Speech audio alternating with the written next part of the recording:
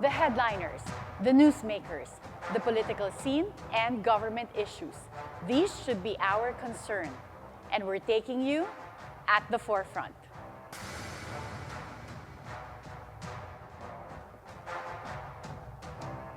Good morning. I'm Attorney Karen Jimeno. Join me at the forefront as we zero in and discuss the details of some of the most pressing national issues that our country faces. Former Senator Antonio Trillanes IV has been at odds with the Dutertes when he was still in the Senate, standing as a staunch oppositionist during the administration of former President Rodrigo Duterte. After a brief hiatus from the political scene following the 2022 national elections, he is back and on the assault, again against the former president and his close allies. Has he already shifted political alliance, or is it just a continuation of a personal crusade? We're fortunate to have with us this morning at the forefront former Senator Antonio Trillanes IV. Hi, Senator Sonny. Welcome to At the Forefront. Hi, Ms. Karen. Senator Sonny, were you the one who filed a case against former President Duterte at the International Criminal Court? Yes, I was one of the first who filed a communication with the ICC way back in June of 2017. So can you walk us through the case? How long did it take you to prepare the case? What was the process involved? Actually, well, to be honest, when the EJ case started at the start of the Duterte administration, I didn't know, or I didn't have any idea about the process of the ICC. But then some human rights advocates suggested that ICC wrote when we didn't have any choice at that point. So we started preparing and documenting the communication around March of, what 2017. year? Oh, so within a year after President Duterte already assumed his presidency, you already started preparing Yes, the but complaint. that was already around 9 months after the whole EJK, or the peak of the EJ case during the start of the Duterte administration. So we started documenting, I think for about a month. Then we were collaborating with the late attorney Jude Sabio so that he could file first, because we needed to try the impeachment route first. So after he filed, we filed an impeachment case also against Duterte, and when it was railroaded, that was the last remedy that we have here in the country. So the International Criminal Court was the last resort. Yeah. Senator Sonny, in the Philippines, we have our own judiciary, we have also our police force. What made you decide by 2017 to start a formal communication to the ICC without first trying local remedies? Well, as I mentioned, the impeachment case that was railroaded was the last remedy, because you cannot file any criminal case against the president because of the immunity from suit. So we need to impeach him first. At what year did you file the impeachment complaint? Around March of 2017. And that's the last remedy that we had. The investigation conducted by then Senator Laila de Lima was also whitewashed. She was even ejected as the chairperson of the committee and was replaced with an ally of Mr. Duterte. So everything, all the relevant organs of government were being controlled and monopolized by Duterte to protect himself and his cohorts from persecution. So these satisfied the requirements of the Rome Statute. At what point did you decide that it was necessary to file something when you were seeing the drug war, how it was being conducted? Actually, when I was still in the Senate, we were very worried and we felt helpless because the killings were being done with impunity and by the thousands. So as representatives of the people, we needed to be their voice. And the Senate investigations were the only things that we had at that point to at least raise the level of awareness to the people and perhaps internationally.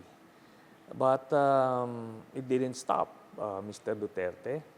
And so we spoke with different experts of the ICC, and they suggested that. So we started researching on the ICC, and eventually, as I mentioned, we filed the communication in June.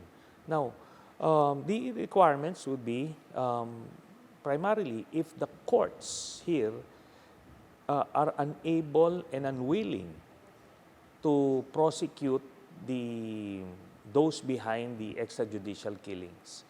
And it's very clear that no court, or not even the NBI and the DOJ, were investigating Mr. Duterte, who was obviously the mastermind of the extrajudicial killings. Was there a Senate inquiry that was conducted specifically just to see whether it was really the president that was behind the extrajudicial killings?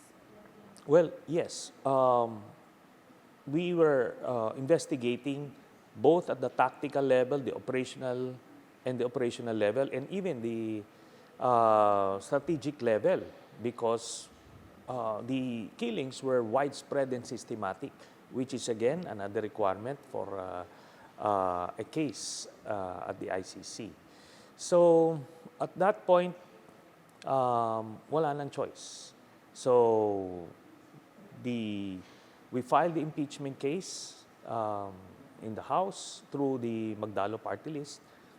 Then it was railroaded. I think it's the fastest dismissal of any impeachment case. And it showed again that the Philippine justice system was unwilling and unable to prosecute the mastermind, who is Duterte. And the fact is, even up to now, not a single case was filed or is being investigated even by the national government against Duterte as the mastermind. So while it is true that we have a functioning judicial system here, but it stops below Duterte because as far as Duterte is concerned, wala nagpa-file ng kaso dahil natatakot sila at you can just imagine if you're a prosecutor handling this case, you can imagine the pressure and the fear for your life because Duterte has been known to kill people and enemies. Yeah. But when you say mastermind, that's a very loaded term. Yeah. What evidence do you have, even from the Senate inquiry or anything else, that would say that the president at the time was the mastermind? He said so himself. We submitted video recordings and documents of Duterte himself directing the Philippine National Police to kill the Filipino people without any due process. And that is crimes against humanity, murder in particular. So maliwanag to. And he's not even denying it. In one national interview, he said ang kasalanan niya is, ang kasalanan lang naman daw niya is yung extrajudicial killings. No? Then in another interview, he said Um, my order is shoot to kill. I don't care about human rights. And I think most of the Filipinos who were conscious politically and socially by, let's say, middle of 2016, have been witnesses, have been able to witness all of these things. So hindi ito dinidispute. I think wala naman mag-argue na siya ang nag-utos, and all of these things would not happen in the first place kung hindi niya to gusto. Well, President Duterte is known for saying things that later he would say, I really didn't mean that, or babawiin niya. So that, I think, is something that is, I suppose we've seen it as part of his personality, but when we go to court, then usually there's evidence that you need to present, and the person can always refute that it was not taken correctly, like something that he said in jest, or not as a serious statement. So how do you reconcile that in terms of having a complaint in the International Criminal Court with very serious consequences? Okay, ganito, no? Yung mga precedents of crimes against humanity with the ICC, ni wala ngang pronouncement yung mga na-convict. For as long as there is systematic and widespread killings, tapos ang burden dito sa head of government is, what did you do to stop it? So ang precursor nga nitong ICC is the Nuremberg trials. Yung Hermann Göring as the vice chancellor nung time na yun, ng Nazi. Ang defense niya, wala nga siyang sinabi anything about the Holocaust or killing the Jews, no? And sinasabi niya, marami nga siyang kaibigan ng mga Jews. Pero ang sabi nung mga judges doon sa Nuremberg trial is, what did you do to stop it? You were, at least you had the authority, your position was high enough to stop it, or at least influence the head of government at the time, si Hitler, to stop killing the Jews. So yun yung crimes against humanity. You have to do something. Kasi ganito, no? Kung hindi si Duterte ang behind dun sa extrajudicial killings, dapat tinanggal niya sa pwesto itong sila Bato and the others na, kasi sila yung mga pulis Pero hindi. In fact, in one case, itong si General Karamat, after killing 32 addicts in a day, as he claimed, pinuri ito ni Duterte sa national media. Na tipong, ito ang dapat tularan. Kung papatay tayo ng 32 in a day, matatanggal yung problema ng illegal drugs. So, we have so many documented instances at sinabmit namin yun sa korte. Ano na yun? I think that is an open and shut case. You would have to be a dense person or somebody who's totally biased for Duterte para i-acquit siya dyan. In recent months, there have been reports that the ICC has issued a warrant of arrest against former President Duterte. Is this true, or is there really a warrant of arrest that's already been issued? Not that I know of, because I think nasa finishing stages pa sila ng investigation. And after that, mag-a-apply na ng warrant. So, I think waiting game ito at this point. It may come. Ako, ang initial estimate ko, based on the information na I received, was middle of the year. So, obviously, lumagpas na tayo ron. I don't know the reason for the delay, but kung ako lang, dapat natapos na yan. Lahat tayo naiinip, at least kami. No? But it is what it is. So we'll just have to wait for the pre-trial chamber to issue the warrant. In your recent social media post, you mentioned there are 5 PNP officials who are also involved, and would also be implicated by the ICC. Who are these 5 PNP officials? The 5 PNP officials are headed by Senator Bato de la Rosa, former PNP Chief Oscar Albayalde, former CIDG Chief Karamat, NAPOLCOM Commissioner Leonardo, and the former PNP Intelligence Chief Mata. So these are the 5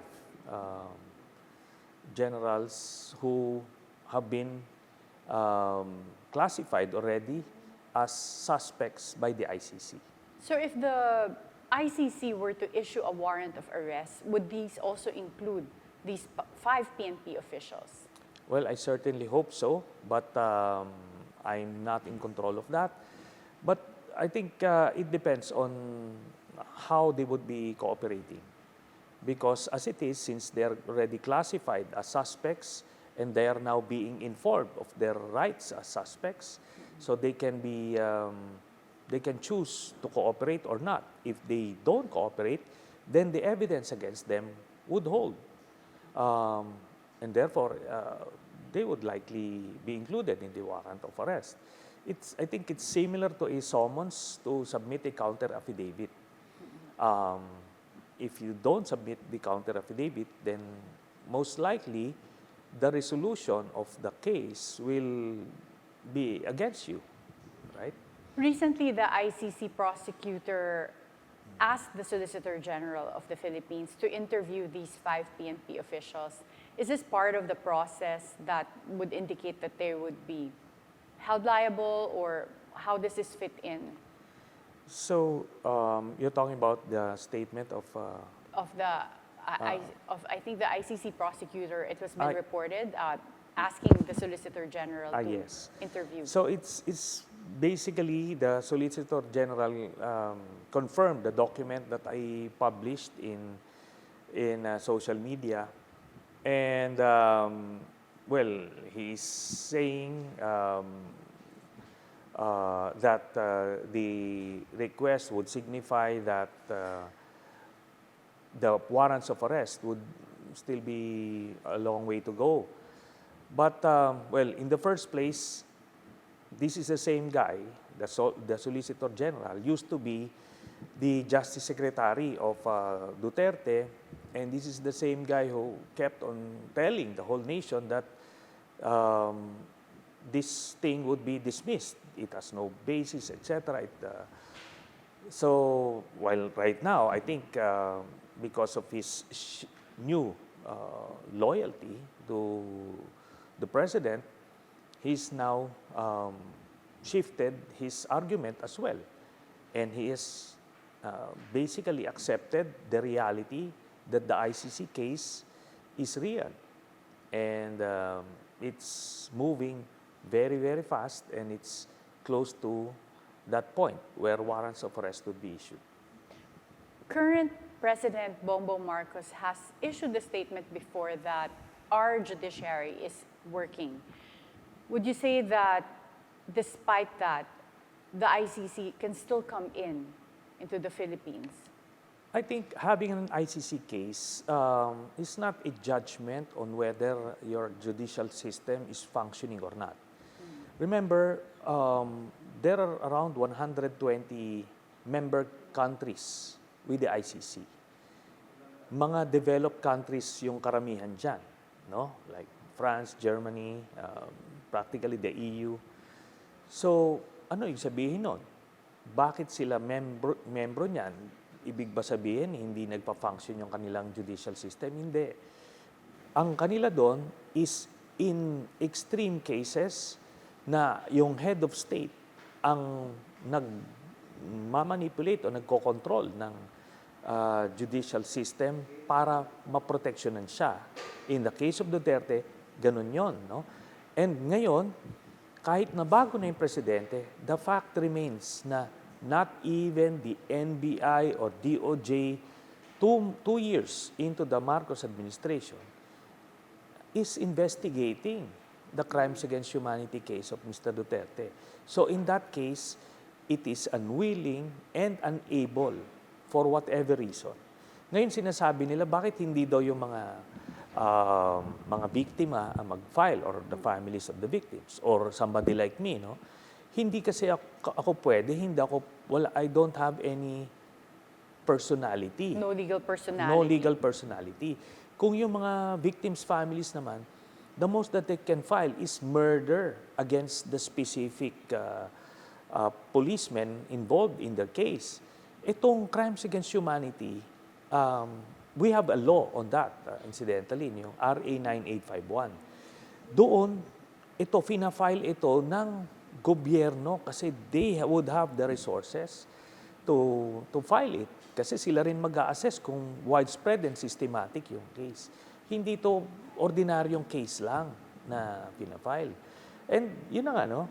If you have somebody like Guevara there who is making sure na protektado yung interest ni Duterte, may problema yan. Kaya nga, I think at this point in time, kailangan mag-ano na siya mag-step back, mag-inhibit kasi may conflict of interest na siya Yeah. Well, another question I have is that your renewed assault on former President Duterte and his close allies in the anti-drug war a sign that you have politically aligned with current President Bongbong Marcos? But before you answer that question, Senator Sani, we'll go to a short break for now. At the forefront, we'll be right back.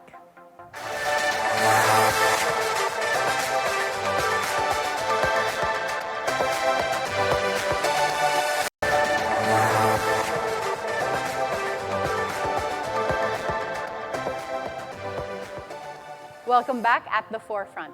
Before the break, Senator Sani, I was asking you, is this renewed assault on former President Duterte and his allies a sign that you've also shifted your political alliance with the current President, Bongbong Marcos? Not necessarily. Let's just say that I was encouraged to renew my advocacy when I saw that there is now independence, okay, on at least the judiciary. Now, this is in relation to the question earlier that if we have a functioning judiciary, an independent one, which I can also vouch for, bakit may ICC pa rin? Okay, yung independence niya, nakita ko yan, it was manifested by the case of Senator Laila de Lima. Kasi talagang fabricated ito, and we knew that from the start, pero she never had the chance while Duterte was in power. Pero nung kay President Marcos na, nag-clear, no? The judicial system was allowed to render a verdict without any external influence. So lumabas yung totoo. So na-encourage ako to start filing cases against Duterte. Pero yung ICC ando doon pa rin kasi at the end of the day, while it's working for everybody else, pero kay Duterte, hindi pa rin. Kasi talagang wala kang nag-iimbestiga di ba? And wala rin makapag-file ng case. It has to be government who should file a case of crimes against humanity against Duterte. But that's the premise. Because currently, President Duterte or former President Duterte no longer enjoys immunity because he's no longer the president. So what about having families who are victims who've lost someone file murder cases in our local courts? Yes. They did that already. Pagka yung mga victims' families, if they file, ang maaabot lang yung mga police. Pero yung mastermind, hindi aabutin. So, iba yung murder kasi, those are specific cases, pero ito, crimes against humanity. Murder, crimes against humanity, murder, ito that's the whole title. Dapat yun, mas malawak. No? It should cover all the cases. So, hindi pwedeng i-file yan ng private citizen. Well, other local cases that you filed against President Duterte and his allies are plunder charges. Can you tell us more about these cases? The first one that I filed is a plunder case against Duterte and Bongo, no? Senator Bongo. This is about the infrastructure projects sa Davao City worth more than 6 billion pesos na inaward nila Duterte sa tatay at kapatid ni Bongo. Bawal yon, no? And yung proof na nag-benefit ba sila, nag-benefit ba siya o yung family niya, ando doon na. Every check that they encashed is a proof by itself. And you have that proof with you, yes, the encash checks? Yes, kasi binayaran eh. Binayaran sila. Kaya nga na-report ng COA ito eh. So, binayaran sila ng national government itong pamilya ni Bongo. Kasi yung regular plunder cases, kaya nahihirapan yung mga prosecutors is kailangan may proof na nag-benefit yung public official. Kung nakapangalan yan sa dummy or may third party, so kailangan mo pang makita na bumalik dun sa ano. But in this case, hindi mo na kailangan i-prove yun kasi sa pamilya nila mismo, first degree of consanguinity ito. Kaya talagang it's a prima facie case. And for this specific project, was there no bidding conducted? Because that's usually part of the process when you're awarding a government project. Yeah. May bidding-biddingan na tinatawag, no? Kasi imagine mo, lahat ng bidding sila nananalo. So it's a rigged bidding. It's very obvious. And right from the get-go, may conflict of interest talaga. Presidente siya and Bongo is the special assistant to the president. Tapos ma-awardan yung tatay mo at kapatid mo sa Davao City. Ano na yon? Kumbaga, kung hindi natin, kung walang mali doon, then might as well ibasura na natin yung plunder law. Kasi yun na yun. It's an open and shut case as I mentioned. Despite the fact that it might be the lowest calculated bid or that they participated in a bidding process. Believe me, once the investigation has commenced, pag pinatawag mo yung mga nag-join ng bidding on paper, lahat yan kakanta. We have seen that before kasi karamihan dyan pinapapirma lang because they assume that hindi naman aabot sa ganitong punto. Pero pag ganyan, especially pag gagawin mo na silang accessory to the crime, no? Maraming kakanta dyan. So currently, what are the status of these cases that you filed? So, yun na-file ko na and may mga documents pa kami sinasubmit. But ito yan, I'll break it to you, Atty. Karen. Tomorrow, I'll be filing an illegal drug case against Pulong Duterte and other conspirators. Ano? Mabigat itong kaso na to and I'll be filing that tomorrow. Tapos, probably next week, I'll be filing another plunder case kay Duterte and kay Bongo tungkol dun sa frigate scam, no? Wherein yung binayaran ng Philippine Navy is not as stated sa contract. Meaning, napalitan nila ng mga second class na mga equipment yung diniliber. Pero nung nakuha nila yung contract, they promised specific first class equipment. Pero yon ang ginawa. I'll be filing that next week. Senator Sonny, with all of these cases that you're filing, that takes a lot of time and resources. So who is able to support you in your crusade? Itong drug case na ipa-file ko bukas, we were able to collate all the evidence nung senador pa ako kasi nag-investigate kami niyan, no?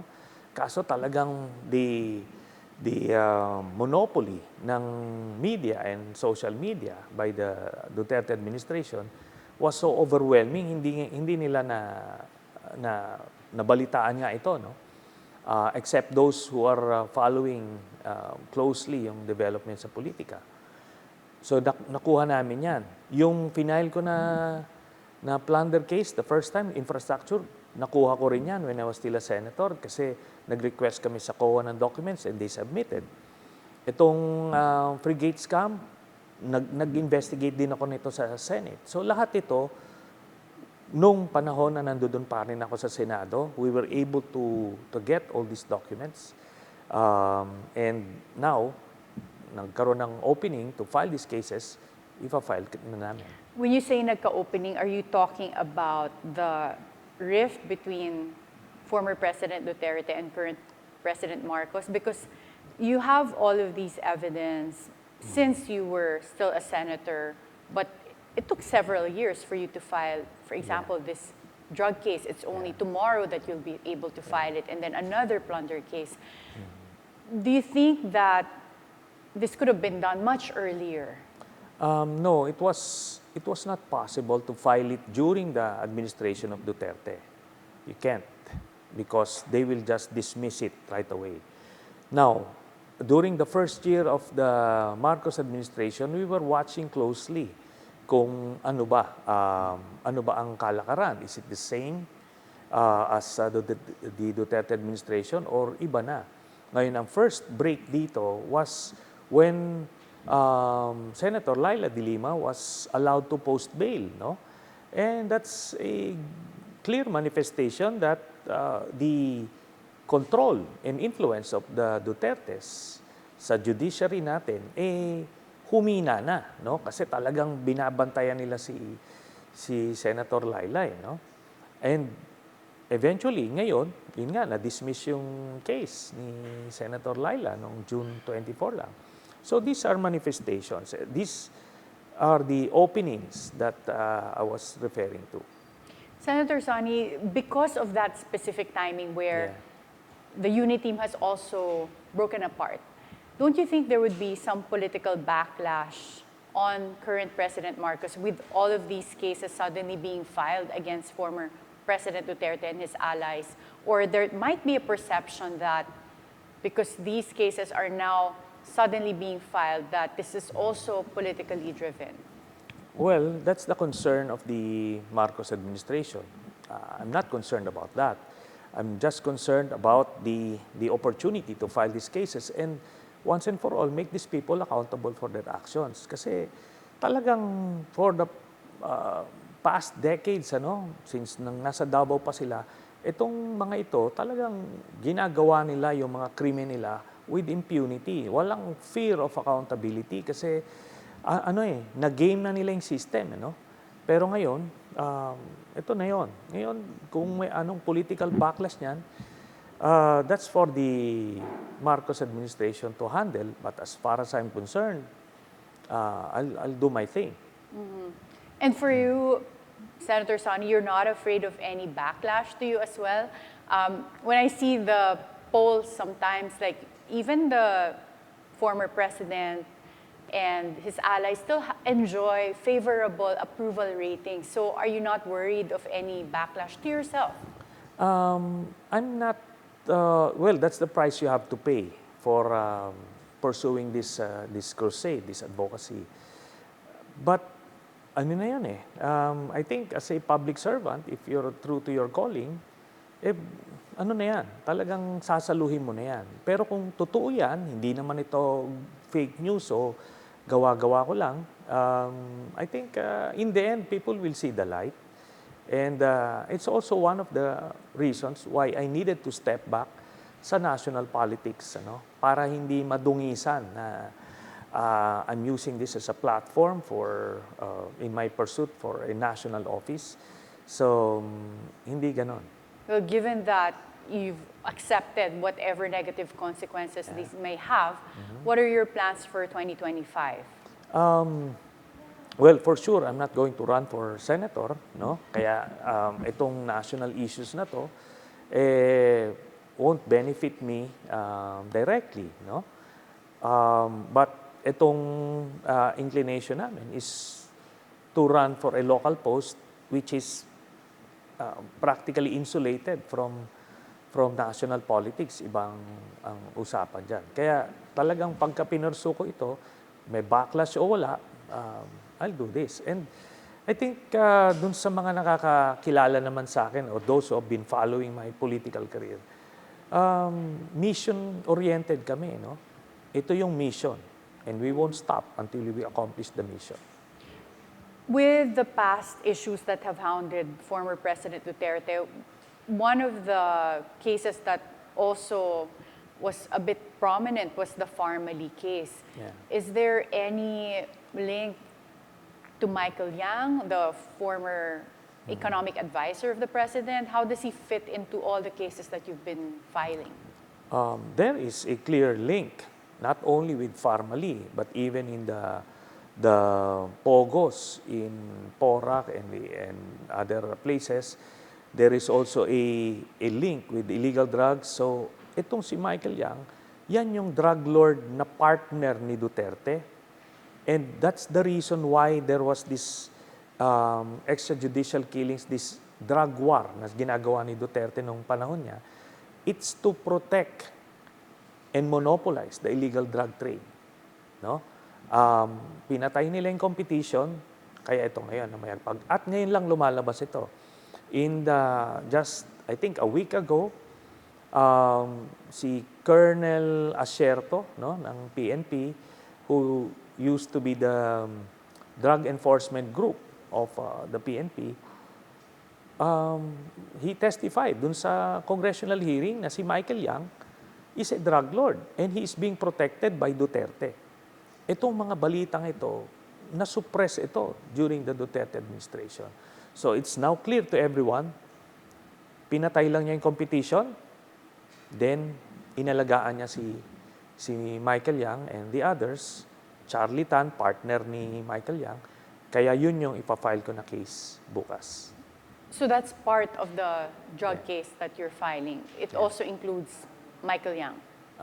No, the partner, si Charlie Tan. Okay. Kasi yan si Pulong and si Charlie Tan, sila yung mag-partner. Pero same triad yan si Charlie Tan and Michael Yang. But will you be also filing any other case against Michael Yang? I believe so, yung sa congressional hearings, magpa-file yan sila in relation to dun sa drug case, yung drug hole na nakuha sa Pampanga. Is there any personal conflict that you have with any of the Dutertes? Paulo, Baste, Vice President Sara? Or is this really more of the events that occurred from the time the President Duterte became the president of the country? Yeah. To be honest, I had a different impression about them, about the Duterte family. Before they, at least during the latter part of 2015, nung before ko nakuha yung mga information na nakuha ko. Before that, ako rin, nadala din ako dun sa myth na pinopagate nila about the Dutertes, na magagaling, ganito, anti-crime crusaders, etc. But then, I saw how corrupt he is, tapos yung links niya sa illegal drug trade, tapos eventually, nung nakuha namin yung former Davao Death Squad member na si Arturo Las Cañas, ang dami niya ng kwento, yung talagang laman loob ng Duterte crime family. So, yun na yun. Pero dito na lang yun. Siguro starting last quarter of 2015 hanggang ngayon. Senator Sonny, these are really serious allegations. Yeah. So even, with Lascana and the cases that you'll be filing, how do you verify the veracity of your sources or the information that you have? We have our ways. When I was in the Senate, ang dami namin nakuhang mga documents, documentary evidence, and testimonial evidence. So I don't just shoot from the hip, no? Probably I come off that way to some people who are not privy to the information that we have. But bago ko tumindig ng ganyan, malalim yung pinangahawakan namin. And the ICC is a case in point. Ibang international organization yan. Hindi yan basta-basta. No? Kung house-show lang yung ebidensya ibibigay mo, madidismiss yan. But the fact is, we have gone so deep into the investigation, sabihin nun, talagang may solid yung aming ebidensyang pinasa. In fact, ang daming mga legal experts na nagsasabing, wala yan, ibabasura yan, walang basis, etc., hearsay. But here we are. So, sabihin, tama yung information namin. Do you get any support from the international community? Well, they've been supporting in the sense that they've been encouraging us to pursue this route. I've been coordinating with the ICC itself, being one of the first to file the communication with the ICC. So, ganun lang. But no logistical or financial support from them. Senator Sonny, you describe your crusade against the Dutertes as addressing a lot of the unlawful ways that they've been conducting themselves. Is this personal or is this politically driven? So before you answer that question, again, we'll have to go on a short break. At the forefront, we'll be right back.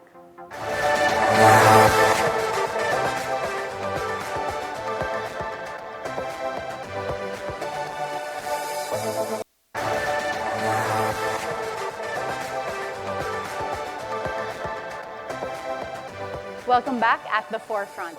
Before we pause for a break, we asked Senator Sonny whether his personal crusade against the unlawful ways of the Dutertes, or what he sees as the unlawful ways of the Dutertes, is personal or politically driven. Senator Sonny, what's your answer to that question? Okay. Again, those who have been following closely yung political career namin and how we started, sa amin mission ito eh. No? When we started sa Oakwood noong 2003, we were young lieutenants, and yung anti-corruption crusade namin noon, we embraced it to the point na nakulong kami for that. No? I was in prison for 7.5 years, and pagkalabas, we continued that crusade. So, kung sino yung corrupt dyan, sino yung wala sa ayos dyan, eh, yun yung tinitindigan namin. And it becomes a mission, a personal mission. So, hindi naman yan personal, ano? Kasi in the case ni GMA, siya nga nagpakulong sa amin, but I don't have any grudge against her. I think she had paid her dues, di ba? And dito, kung sino man, sila former Vice President Binay, sila Enrile, all of these things are not personal to me. Pero pagka nasa mission mode kami, hindi kami hinto until we accomplish that mission. But there are a lot of corrupt government officials out there. Why is there this, massive focus on the Dutertes? Sila yung pinakamalaki, tsaka sila yung nasa harap. No? Sila yung nakakaapekto talaga sa buhay ng mga Pilipino. So, we're running after the biggest crooks around ngayon. But we will not look away also, no? Kasi ilang investigations din naman sa Senate about anomalies that I have actively participated in, and in fact, I initiated most of them. Hindi. But, of course, dalawa lang din naman ang kamay namin. Ang may limitations kami ng aming tututukan. But ito si Duterte is the biggest crook of them all. So we'll have to deal with that first. When you say we, who are with you on this? The Magdalo Group. Magdalo Group, okay. And you mentioned earlier that you don't have plans of running for a Senate seat. Yes. So what plans do you have? Again, the inclination right now is to run for a local post, specifically as mayor of Caloocan City. Again, ginawa natin yan, nag-step back ako sa national politics para din hindi malalagyan ng political color itong mga advocacies namin against the Dutertes, no? Yung pagpa-file ng cases against them. Kasi I don't stand to benefit from the publicity or the media mileage that I'm getting right now kasi it's a local post. What do you plan to bring to Caloocan as a mayor, for example? Why that specific local position? Well, I was born and raised in Caloocan, ano? And actually sa ngayon, ang pinaka-backward na city sa Metro Manila is Caloocan. And it's ironic kasi it's one of the richest in terms of era and other revenue. And ito rin yung may pinakamaraming mahihirap sa Pilipinas, no? Itong Caloocan. Kasi obviously, ang cause niyan is corruption, di ba? Incompetence. Wala namang vision, ano? The Malipitans have been holding on to that post for 12 years now. And yet, wala nga silang planong gawin, no? Ano lang, parang widow-widow lang. If you look at their track record, they have enriched themselves actually in public office. Hindi naman mga negosyante ito. And because of that, nagsasuffer yung public services. Sira-sira yung mga kalye, yung basura, yung depressed areas na papabayaan, yung healthcare, talagang practically zero. So, ito na, ang pinakang showcase ng bad governance siguro. So, we can reverse that. Yung aking anti-corruption advocacy, anti-poverty advocacy, at yung aming public policy expertise, if you may call that, we will bring that to Caloocan. So, yun, yung pagbabago. Well, I know that the job of a mayor in terms of the day-to-day management can be very demanding. Are you concerned that this would affect the cases that you filed in terms of the supervision and making sure that they prosper in courts? I don't think so. We can multitask and we will make time for these cases. And at the same time, nakikita namin that I think I think this is more of our cup of tea, ika nga, no? Itong local governance. We had the opportunity to talk to former Secretary of Political Affairs, Ronald Llamas, and his position is still vacant under the current Marcos administration. In his opinion, he said that you would be perfect for that job. Would you consider that type of post? For example, if President Marcos offered you that position? Well, I'm really flattered that I'm considered by somebody like Secretary Llamas, no? And hypothetically, if such a post would be offered to me, I'd be honored, no? And you know, the president, when he was still a senator, magkapartido kami, no? We were neighbors niya in the Senate even. So wala namang bad blood doon. I think, in fact, we have been friends way before, no? So wala akong makikitang problema doon. But I think right now kasi I'm more heavily invested dito sa plano to run for a local post, no? But I can still help the government in so many ways. Pwedeng behind the scenes, and I can offer whatever advice I can para lang gumanda at umayos yung ating bayan. What about the Magdalo Group itself? Is there any other plan for the group apart from your local position so that they can, continue this anti-corruption drive and the improvement of our government as a whole? The Magdalo Group, and by the way, we pronounce it as Magdalo because the Magdalo is the historical group that is associated with the Katipunan. So the Magdalos will participate in the party list again in 2025. So we will continue with advocacy because my advocacy is their advocacy. We are basically one and the same. Okay. Well, thank you so much, Senator Sani, for all your insights. This has been a very informative discussion, especially since you broke the news to us that you'll be filing another case tomorrow. So thank you so much for your time. It has really been revelation-filled. Maraming salamat, Atty. Karen. Yeah. We'll be right back at the forefront.